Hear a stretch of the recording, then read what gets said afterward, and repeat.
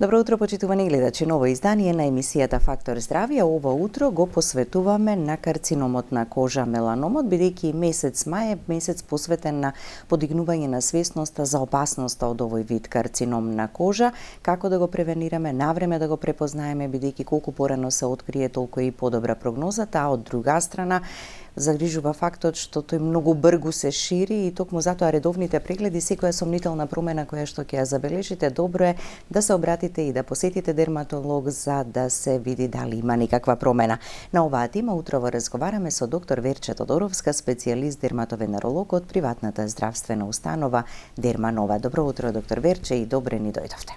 Добро утро и добро ве најдов, секогаш ми е задоволство да гостувам во вашата емисија. Така, драго ми е и нам што сте ни повторно во Фактор здравје. Секогаш кога обработуваме каква било и која било тема од областа на дерматологијата, промените кои што нели се јавуваат на кожата, нема емисија да не споменеме барем во еден мал дел и за меланомот и опасноста. Ама месец мај е токму посветен комплетно на превенција на овој карцином. Да, ние во Дерманова велиме секој месец е посветен на борбата со меланомот, меѓутоа мај е нели интернационално признат. Тоа е месец во кој што се одржува и Евромеланома, тоа е една паневропска кампања која што буквално е наменета кон подигнување на свесноста за опасноста од карциномите на кожа, особено од меланомот. Зашто велиме од меланомот? Бидејќи тој е најопасниот тип на рак на кожа, кој што е животозагрозувачки. Односно, доколку не се открие навреме, може да метастазира, да се прошири низ внатрешните органи и да заврши со несакан исход. Останатите типови на карциноми на кожа, за среќа, се многу почести, меѓутоа имаат подобра прогноза, нели, и со нивното рано откривање и лекување нема скоро и никакви последици. Меѓутоа, меланомот е тој што на кој што даваме секогаш акцент, бидејќи велиме и единствениот карцином кој што можеме да го видиме, дури со голо око, да го забележиме и навреме ако го откриеме, лекувањето е со успешност од на 90%, 99%, што е всушност и рамно на излекување. Ја постигнуваме ли целта во поголемата свесност кај секого од нас дека навистина е многу опасен и многу сериозен? Што е она што во секојдневната пракса го гледате? Па генерално се повеќе и млади, возрастните се некако навикнати на постојана трка по здравјето, постојано си прават контролни прегледи од сите системи, па и кожата, меѓутоа радува фактот што и младите се доста информирани и си посветуваат време на својата кожа, обучени се за само преглед, веќе ги знаат и правилата како да препознаеме меланом и доаѓаат на редовни превентивни прегледи. Значи, поентата е најдобриот успех го постигнуваме кога ќе откриеме меланом превентивно, односно додека се уште не е развиен, кога е во многу почетна фаза. Тогаш успесите се секогаш на највисоко ниво. Кога откриеме меланом кој што веќе и со голо око се гледа, тогаш веќе имаме извесен напредок во развојот на овој карцином. Така да превенцијата, велиме, превентивен преглед кога се уште немаме никаква симптоматологија, нити пак нешто посебно што не загрижува. Секако промените на кожата се тие кои што ќе не натераат, ќе не потсетат, еве особено овој период, како се стоплува времето, се повеќе кожа гледаме, се повеќе обрнуваме внимание на нашите бенки и доколку забележиме нешто што почнува да се, што не било како порано, или пак нешто ново, кое што одскокнува од сите останати, велиме знак на грдото пајче, да се јавиме на преглед кај дерматолог што практикува дермоскопија. Тоа е тој диагностичка алатка која што многу ни помага, е многу прецизна, значи ја зголемува прецизноста за дури 30%, отколку без незиното користење, и сме многу поуспешни во откривањето, во детектирањето, дури и кога имаме, да речеме, промена, лезија, бенка од помалку од 3 мм. Може со дермоскоп да се открие. Така да, затоа се битни, велиме, превентивните прегледи. Ќе погледнеме блок реклами, па ќе продолжиме со разговорот. Останете со нас до самиот крај, повелете, јавете се и поставете прашање за секако да добиете совет и препорака.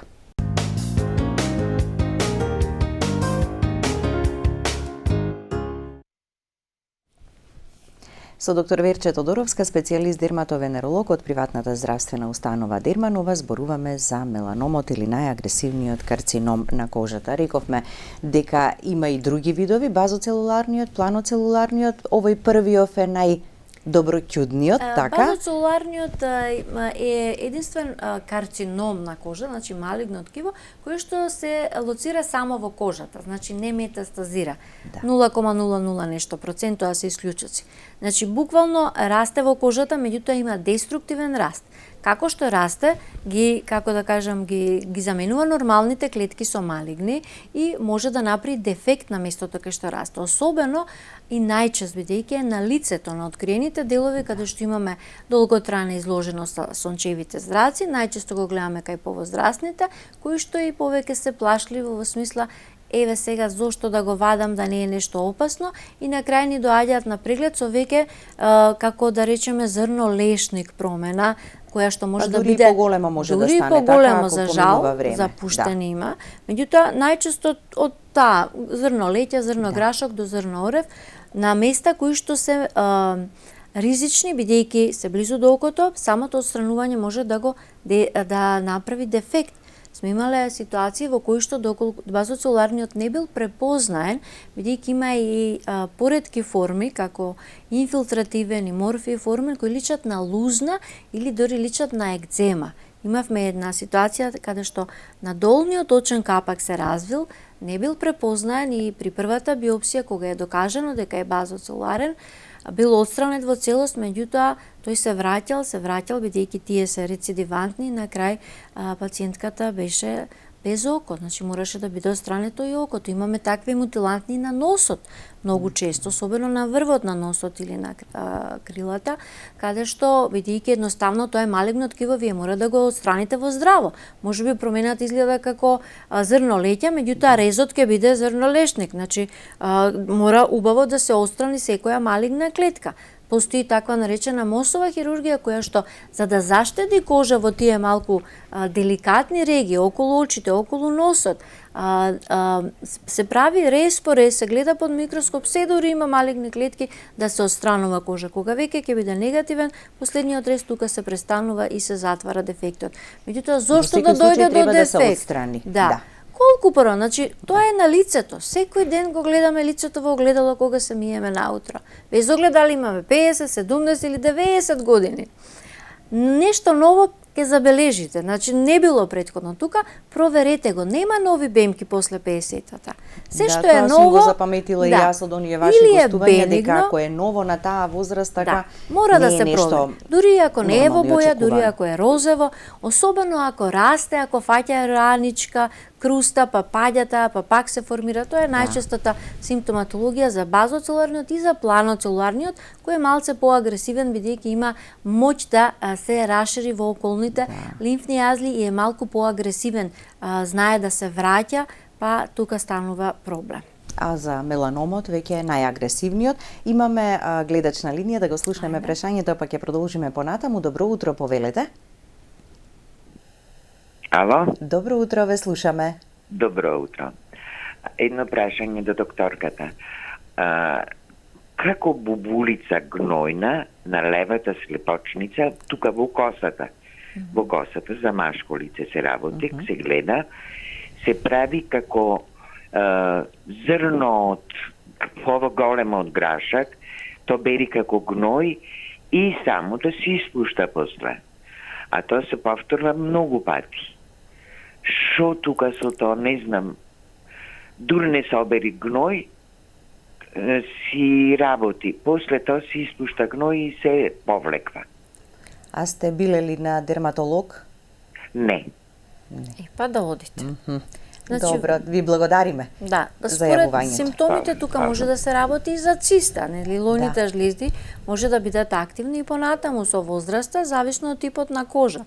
Меѓутоа секоја раничка која не заздравува подолго од месец дена, треба да се провери кај дерматолог со дермоскопски преглед, бидејќи базоцелуларниот исто така знае да личи како бубуличка, меѓутоа таа не испушта гној. Сега тоа е основната разлика. Ако овде имаме таква содржина, најверојатно е циста, атеромче, меѓутоа и тоа може да се реши зошто да ве нели оптеретува толку време. Ама и повторно се појавува, па повторно ќе се повлече, значи препораката е да се види, да. Се види и во исто време ќе се проверат и сите останати бемки, односно ќе се провери кожата. Многу често, ете убаво го загатнавте ова, многу често пациентите доаѓаат загрижени за нешто сосема банално.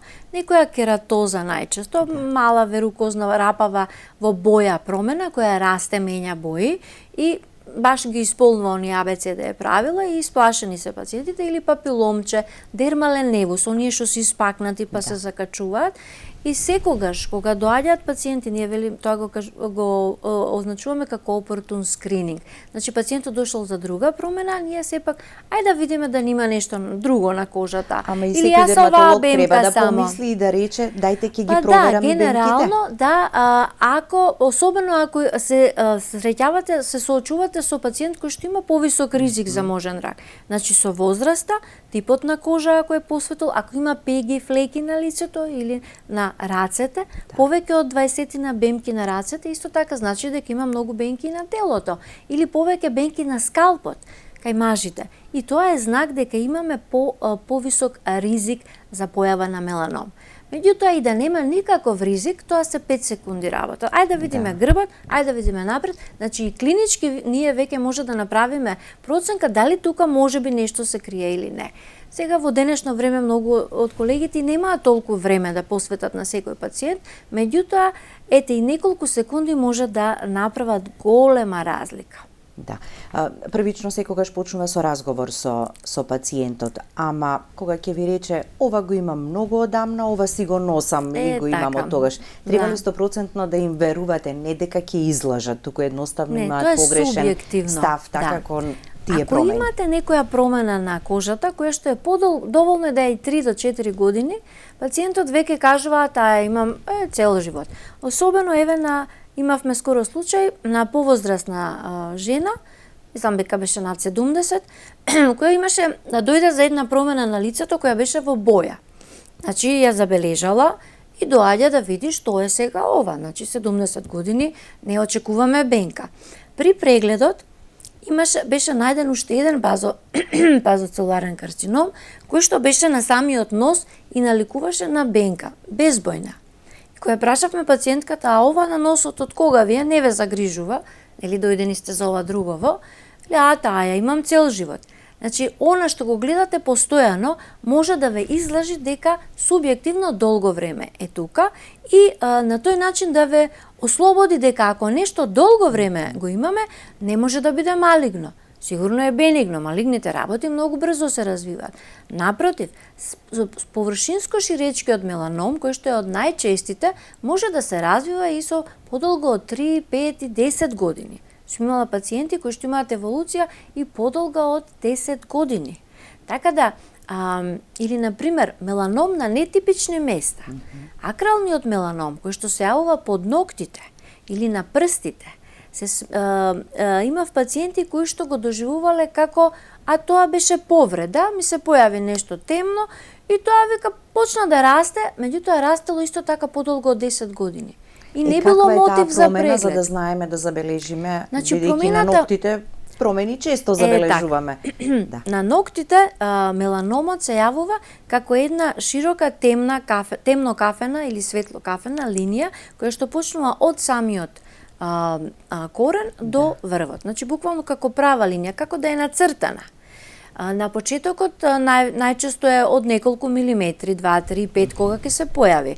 Било каква пигментна промена на ноктите треба да се прегледа, бидејќи во последно време имаме сознание дека и на помлада возраст, да речеме, последната пациентка од 13 годишна возраст се појавила таа промена, постепено го ширела својот диаметар, значи тој пречник, која ќе достигне, значи ако има повеќе од 1/3 од ноктот, ако зафаќа таа шарена кафеникава линија, односно веќе како трака, како трака ќе дојде, мора да се провери со дермоскоп, бидејќи еве и во случајов се работеше за меланом. Да. Значи, меланомот може да се појави не само на откриените делови на телото, кои што еве вака ги гледаме, така и најчесто се изложени на сонце, туку и на некои скриени делови, и затоа дали ова е нешто слично? Ете така, токму тоа е примерот. Гледате, зафаќа дури повеќе од една третина од ноктот и едноставно тоа е така наречен исто површински е, меѓутоа и многу споро се развива и затоа долго време бил чуван. Во смисла, па ова го имам одамна. Дури и пациентката за да не го гледате беше како лоша промена, така го маскирате со не се допаѓал, меѓутоа стално ставала нешто, нели, да го покрие, не се допаѓала таа боја, лакови и така, меѓутоа тој на тој начин неприметно полека пораснал и веќе зафатил повеќе од половина од ноктот. Значи, апел и до козметичарите кои што прават ногти, ако забележат такво нешто кај своите клиенти, било каква пигментна промена, особено како линија долга, ако е, да ги пратат на преглед. Исто и до фризерите. Значи, меланомот може да го најдеме и под косата. Значи, и кај жени, исто така имавме скоро случај, значи, под косата, густа коса. Жената си одела на фризер на 6 месеци, она шатирање комплетно, што е, значи, буквално, фризерката најверојатно го забележала, меѓутоа не знаела за што се работи. И дури откако станало испакнато, пациентката го опипува и доаѓа на преглед. Значи, меланомот не бира ни место, ни возраст, ни пол, ништо не. Значи, буквално може да се јави секаде на кожата, секаде кај што има меланоцити, на откриените и на покриените делови, може да се јави на било која возраст. Во последно време се повеќе имам пациенти. Не е веќе резервиран само за постарата популација.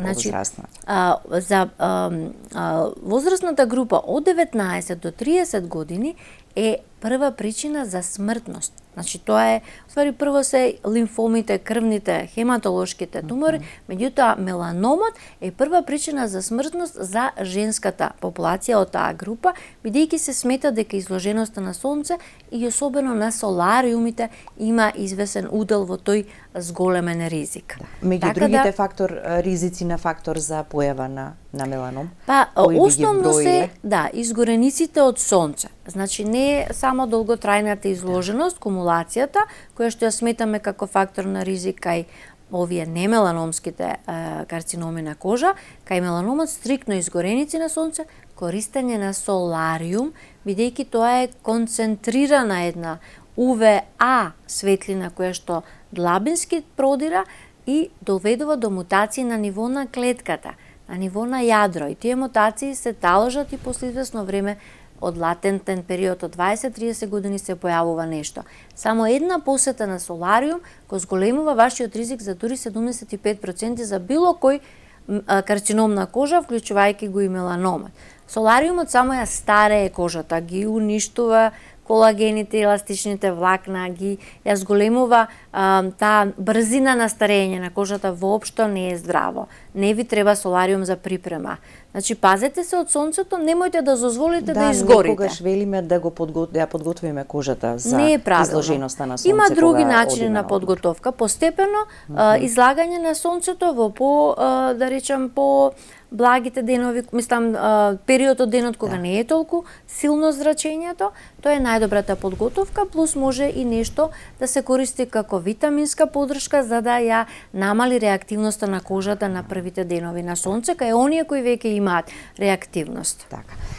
Сите треба да правиме редовни прегледи, сите треба да бидеме внимателни, ама дали луѓето со посветолтени, со многу бемки, треба малку почесто. Што значи превентивно и што значи почесто прегледување или Па во основа превентива би било еднаш годишно, како и за сите останати превентивни прегледи за рано откривање на било кој карцином или рак. Сега во групата на луѓе кои што имаат малку повисок ризик од останатите, секако прво ги вбројуваме оние што имаат многу бенки, повеќе од 100 бенки, не мора да бидат од светол тип, може и потемен тип, меѓутоа повеќе од 100 бенки, оние кои имаат атипичен мол синдром, односно повеќе шарени бенки. Сите нивни бемки се различни, не се воедначени, не си личат една на друга, тие се во поризична група. Оние кои што имале меланом во семејството, Значи генетиката е многу важна, или пак самите имале меланом или некој друг тип на карцином на кожа. Така, тоа се зголемува ризикот. Планоцелуларниот ако бил присутен, така, тој било кој карцином. Да, бидејќи треба тој е да бидат поврзан повнимателни. со UV зрачењето, не само со акумулацијата. Во тие многу години на изложување на сонце, сигурно имало и некои изгореници. Значи, било кое поцрвенување на кожата е изгореница од прв степен. Не мора да има пликови и слично. Возрастните се малце во поголем ризик заради таа акумулација секако, и исто така имуносупримираните пациенти, односно луѓето кои примаат терапија, што имаат трансплантирани органи, кај нив особено е повисок ризикот за планоцелуларниот карцином. Значи, ние точно ги знаеме ризичните групи, и за нив препорачуваме. Меѓутоа, препораката е до сите, бидејќи меланомот не е секогаш by the book, не е секогаш по книгата. Значи, во последно време, се повеќе гледам меланоми кај пациенти кои немаат никаков ризик. Значи, во последните една од оние групи, нели, на ризик не се броени. И најчесто е само една промена. Нити има бенки, нити има светла кожа, може и потемна кожа да биде, не горел на сонце, млада особа, помлада особа кај која не би очекувале такво нешто, и гледате одеднаш една темна, сјајна или шарена бенка или розеникава. Тоа е најтешка да се открие, тоа е амеланотичен или меланом кој што нема боја. Тој е најагресивен, особено ако е нодуларен, како топче, меѓутоа може да биде и како рамна лезија на кожата, како екцема, како нешто суво, рапаво, црвеникаво, што нити чеша, нити ништо нема симптоми, а постепено се шири. Значи, тоа е најтежок за откривање и затоа обично доцна го откриваме, а имавме скоро и таков случај. За жал... Ама ако се прават редовни прегледи, навреме ќе биде со дермоскоп откриено и навреме ќе се преземе нешто. Дали имаме следен гледач? Добро утро, повелете. Добро утро. Ве слушаме. Поздрав до студиото. Ви благодариме. Сакам докторката да ја прашам. Нозете ми се љупат. Се мачкам со неовидер. Да ми каже докторката зошто ми се љупат и дали е добро тоа што се мачкам со неовидер. А јас сум на линија, ако може нешто да ме праша докторката, ако има? Доволно е ова. Така? Да. Ајде ќе слушнете совет и препорака, само да погледнеме блок реклами, останете со нас до самиот крај, виднаш по рекламите ќе го слушнете и советот.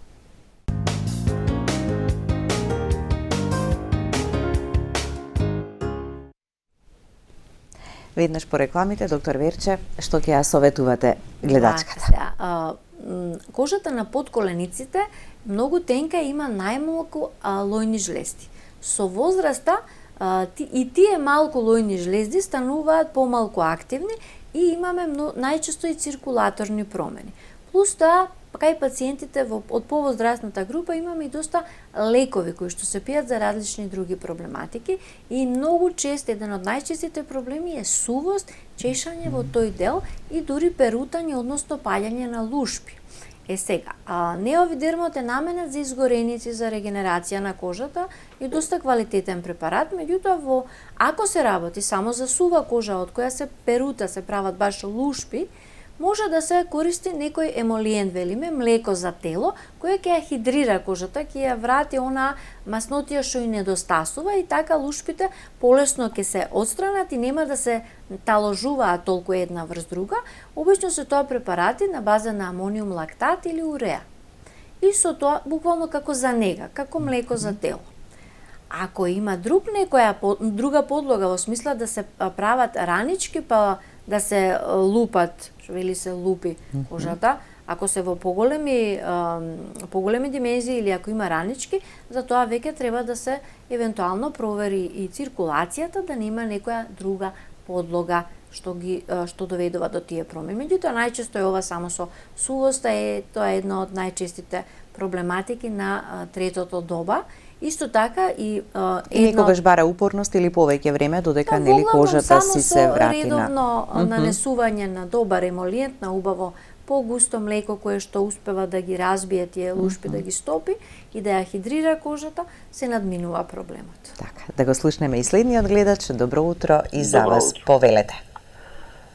Долната вилица која ќе допри до телото, 2 прста, значи ми се појави пред фаза 20 години темно црвена како бенка од прилика во фи 6 мм и до денеска е толку, само е побелена.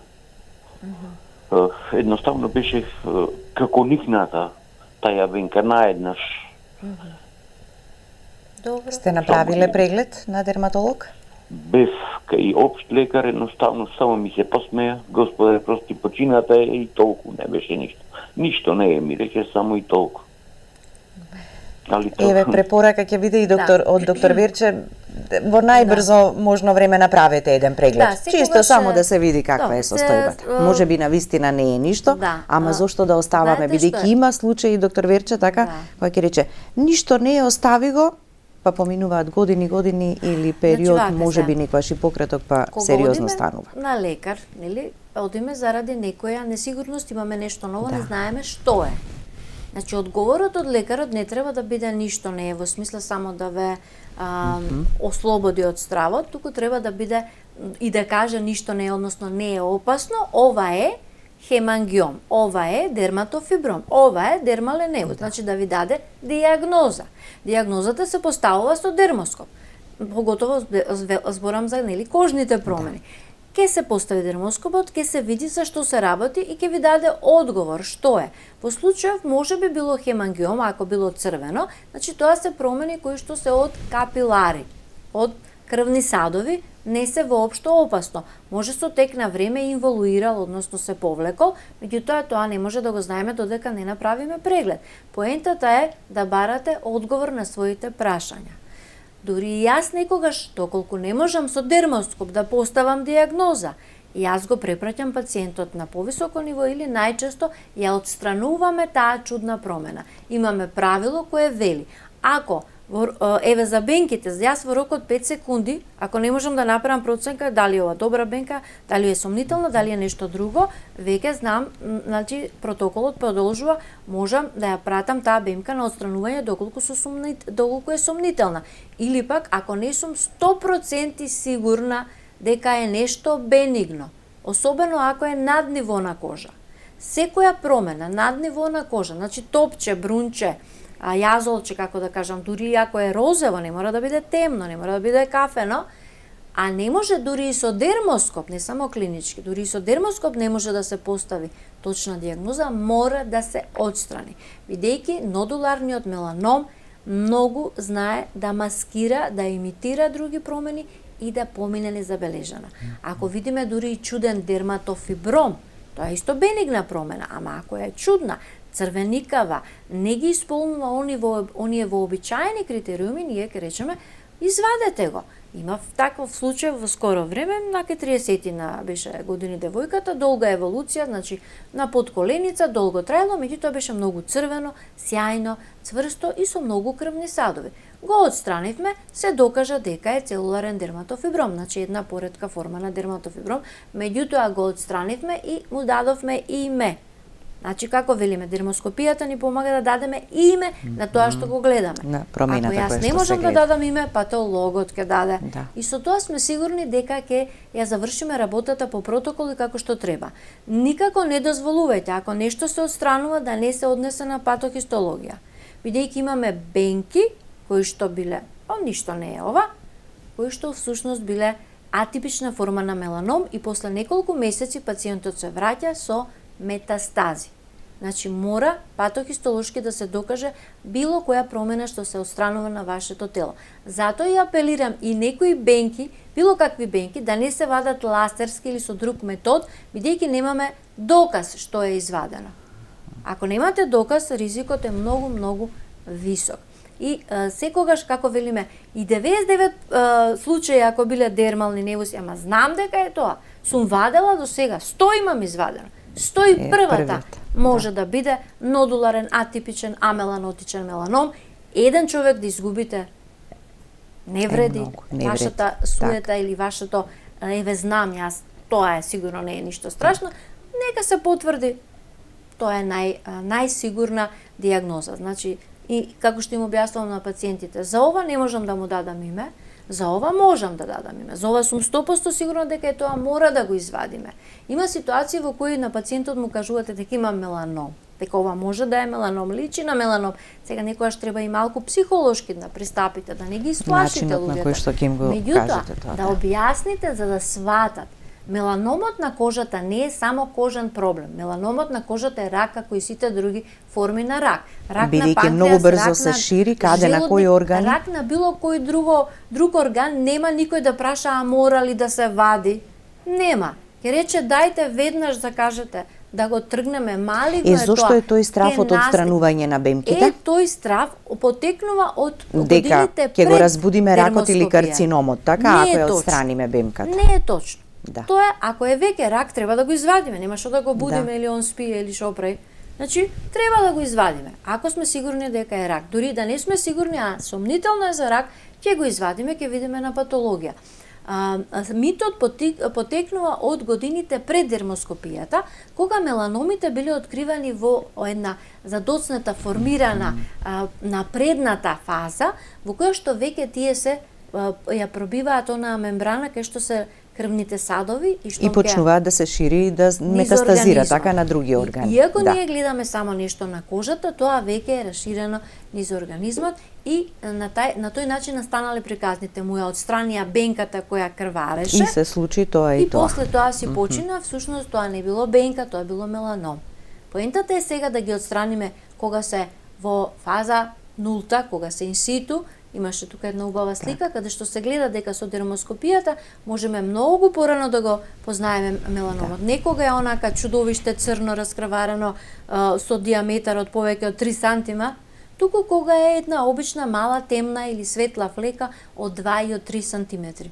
Мојот тоа е рана меланом фаза, е нели? 2 Да. сантиметри во ниво на кожа инситу. И дермоскопијата тоа ни го возможува. Да откриваме меланоми кога се уште бебиња. Бебињата, најмалите меланоми не може да ни наштатат. Другите, се што е над 0,5, јас велам и дури и 0,2. Веќе некаде и нема можност ни да се направи нешто, да. Еве гледате како оди во кожата. Така, да. Да го слушнеме и следниот гледач. При крај сме со емисијата, но ви даваме предност. Повелете. Ало, добро утро, Биле. Добро утро. Голем поздрав до Верчето, докторката. Сите работи што ме интересираше, а мислам докторката не ги кажа, нека ни е жива и здрава, вие сте и многу ги сакам, стално ве пратим.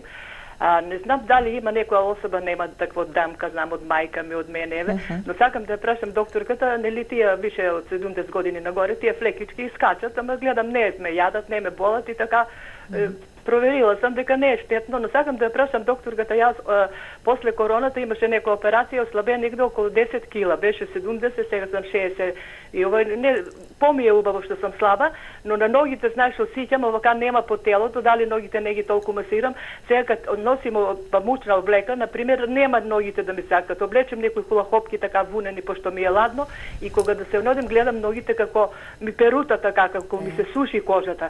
Па ја прашам докторката дали е тоа страшно, така мислим, мачкам Или се што можете да направите и да преземете. Да, ви благодариме за јавувањето. Да, фала на прашањето. Значи пак се работи за посува кожа, можеби и полоша циркулација поради нели загубата на масното ткиво, ослабела доста пациентката или можеби некоја друга подлога. Колку е полоша циркулацијата, поладни нозе, посува е кожата и полесно се перута. Истиот ќе биде совет, значи амониум лактат или уреа препарати кои што ја хидрираат кожата и ги топат лушпите, да не се создаваат, да не се таложат едно врз друго. И тоа секојдневно, некогаш и по неколку пати ако е многу сува кожата. Секако ако нема некоја подлога во смисла на нарушена циркулација и слично, што може да се провери со доплер. Така да само мачкање со одредени млека кои што ќе ја вратат оној заштитен липиден слој ќе го вратат на кожата, а ќе ги стопат лушпите и ќе ја хидрираат и ќе се јадежот ќе се надмине, бидејќи на таква подлога и било каква облека, волната е иританс, иако е природен материјал. Најубаво памучно. Така да. На самиот крај сме, доктор Верче, една порака до сите нас во поглед на опасноста од карциномот на кожа, меланомот. Така, меланомот е единствениот карцином што може да го видиме, да не замижуваме пред него, да не го игнорираме, да не се плашиме од бенките, меѓутоа да ги проверуваме со време. Само на тој начин ќе можеме да го победиме меланомот. Така, можеме да правиме само преглед, она правила ABCD, меѓутоа не е доволно за да знаеме дали некоја промена е сомнителна. Дермоскопот е најзлатниот стандард. Како да кажам, најточен, најефикасно правило при проверка на бенките е грдото пајче. Бенка која не личи на ни една друга. Значи, штом нешто ви падне во очи, или особено ако нешто е испакнато и расте со континуитет, да го проверите, без оглед како изгледа. Да. Ви благодарам за гостувањето. Благодарам на поканата. Да. Благодарности до вас, почитувани гледачи, за вниманието со кое не следевте. Останете и понатаму со програмата на ТВ24. Имајте пријатен и убав ден.